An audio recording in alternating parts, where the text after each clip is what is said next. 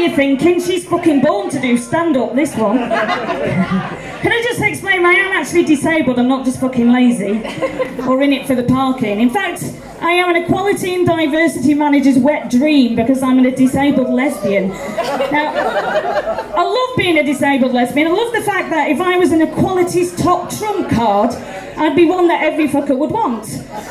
It's particularly useful in the workplace. If there's ever any redundancies as a disabled lesbian, you're never on the list. I could literally shit on a work colleague's head and HR will go, well, it's just a bit of banter really, isn't it? I love filling in the equal opportunity forms because for me it's like playing bingo. The only thing that lets me down is ethnicity, so I'm thinking of doing ancestry DNA just to see if I'm 5% Czechoslovakian and I can get a full house. Now, I don't know about you, I might be equal opportunities, but I'm not politically correct. You might have gathered that. In fact, I fucking hate political correctness. The world's gone mad, it really has. But one of the things that I hate the most is the fact that what is politically correct one day is not politically correct the next day. I was talking to somebody about the LGBT community, of which I'm a member, and somebody went, oh, it's not the LGBT community anymore. Is it not? I didn't get the memo. No. It's the LGBTQ+. So from now on, I just refer to it as the LGBTQRSTUVWXYZ society, and then I don't fucking offend anybody.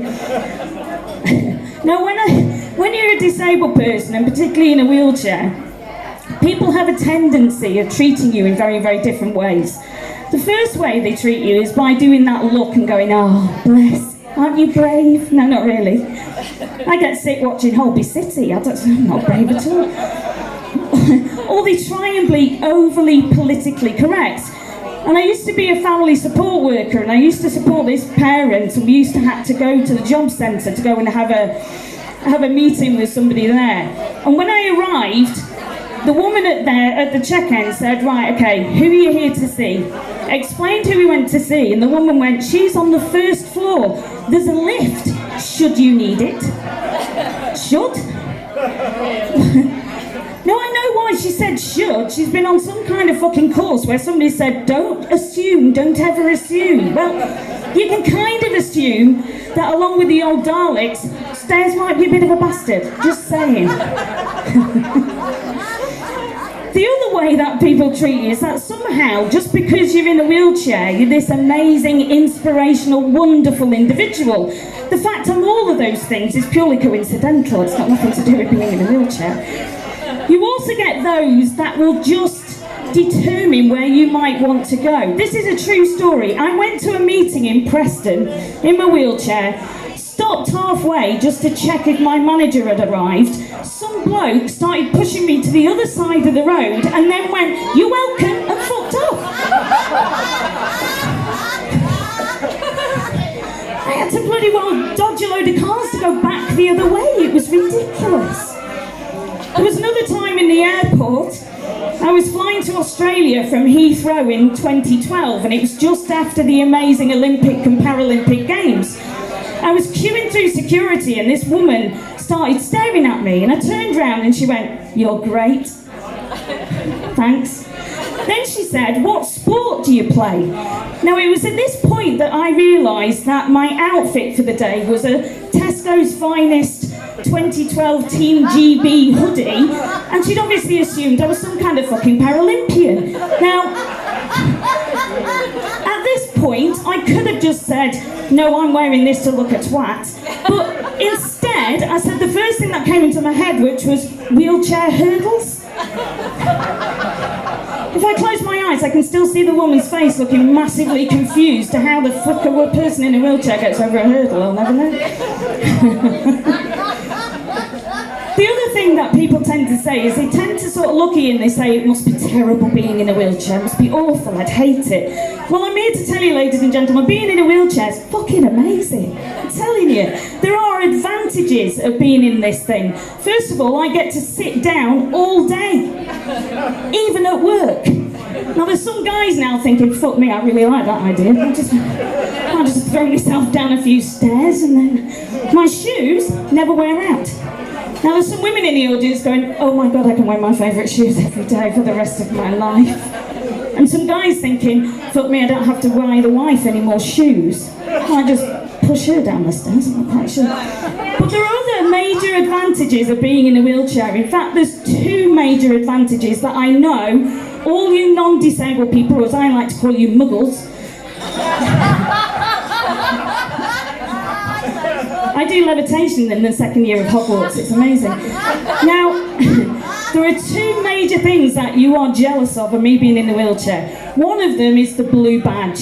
Oh, you would love one of them, wouldn't you? Because I've seen you guys going round and round and round on a Saturday trying to find a parking space.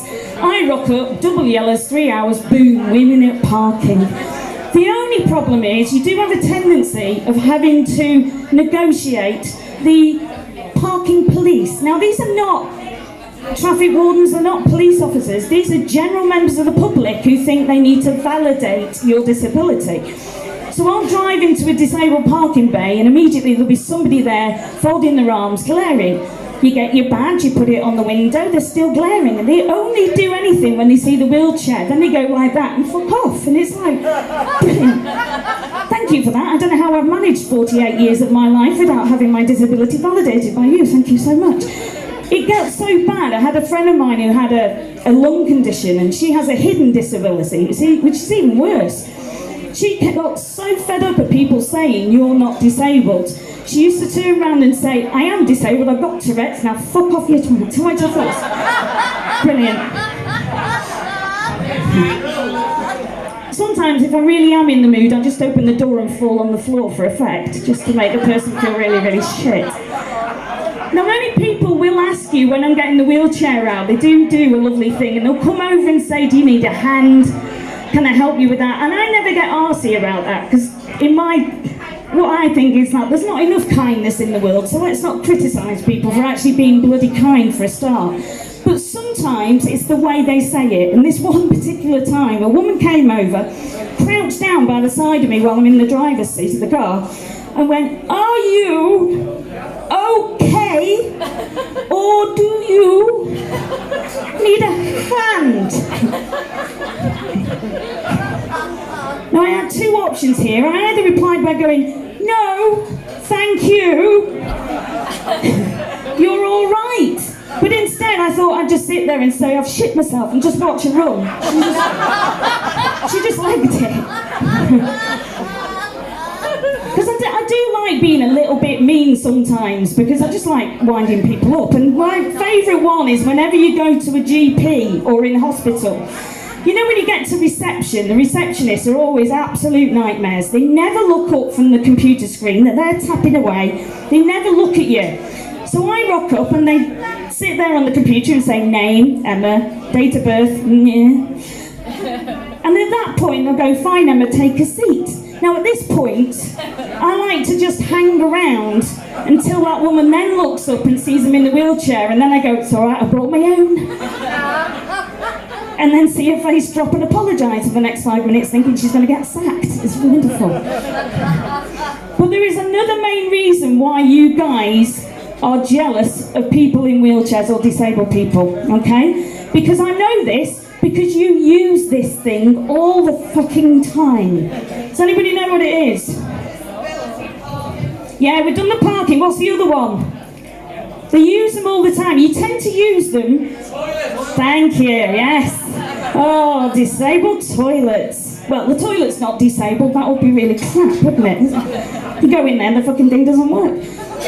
Accessible toilets. See, you're laughing and you're learning, love. This is amazing, this, isn't it? It's like being on a training course. It's fantastic. We've got certificates afterwards and everything. It's amazing. Now, I know that you guys like this, and I know you use them for one reason only. Well, actually, that's not true. You also use them to have sex and have a wank. I'm not going to tell you how I know that. That's just not going to be token there. But there is one main reason why you muggles use accessible toilets. Any ideas? Anybody going to be brave enough to shout?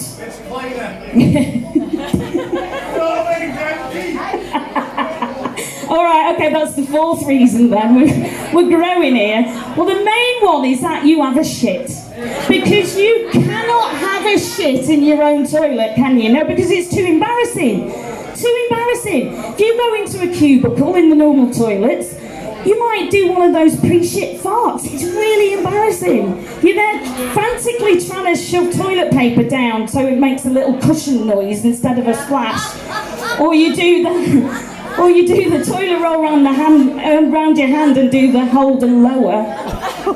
See, I always know who does that by who laughs, so you're a filthy lot, I'm telling you. Now, how do I know this? Well, I know this because I like to play a game when I'm sat outside an accessible toilet. I like to play the game, do they or don't they? Now, this isn't done on basis of disability because, as I said before, people have invisible disabilities. You can usually tell by the way they open the door and their face drops when they see you. So they immediately look at you and then go, oh God. The guilt just goes over their face. This one particular time, this bloke opened the door, looked at me, his face dropped. Now at this point he could have said, I'd leave it 5 minutes if I were you, love. But instead, he decided to walk off with a limp. And his arm in some bizarre angle, like he was doing some kind of puppet show without the fucking puppet on it. It was a bit weird. Until he got to the end of the corridor, then fucking legged it. Respect for him. But the only thing about accessible toilets is that sometimes people don't think them through when they make them. Now, it's not just about mirrors, because 9 times out of 10 accessible places or accessible toilets don't have mirrors, because for some reason disabled people don't want to look at themselves. I don't quite know why. Either that or the genius puts it too high up and all you see is the top of my quiff. But the main reason is, and this happens again in hospitals and in GPs, and I've started using little tape and little messages that says not thought it through. And the best one was going into hospital, going into an accessible toilet. Everything was perfect. Washed my hands, dried my hands, had the paper towel, went to put it in the bin. And the bins in hospital are all the ones where you have to use your feet and you can't actually use it with the thing. So I started going, are you fucking joking me? What's going on? Ridiculous. Well, ladies and gentlemen, I'm going to leave you in a minute, but I just needed to say a few massive thank yous, if that's okay. I want to massively say thank you to all those who organised this. So if I forget names or leave anybody out, please don't take my tyres off me and put me on bricks or something. We won't hit it. That's fine. Well, I'm an Evertonian, so I'm used to coming in. Hey, thank you. Thank you. I remember the first time I went to Goodison in the wheelchair, I got my ticket through, and I swear to God this is true. Well, I opened the ticket and it said, wheelchair space only, standing is strictly prohibited. It's also a fucking miracle, mate. I don't know. But I love being an Evertonian, absolutely love it. And what I love the most... What I love the most is the Scouse humour, because I'm not actually from Liverpool originally. I'm from across water in Cheshire, you know, the posh bit. Sorry, very posh, love. My other wheelchair is a Lamborghini. But one of the funniest things is what football fans say in certain circumstances. And my favourite quote of watching Everton over the years was in the 80s when we used to have the player Pat Van Den Houw, one of my absolute heroes. And all us Evertonians nicknamed him Psycho because he was such a fair and decent player. And this one particular day, this bloke at the main stand shouts, "Oi, Psycho, get stuck in!" And another bloke went, "Psycho, that was me mother's name." Favourite one ever.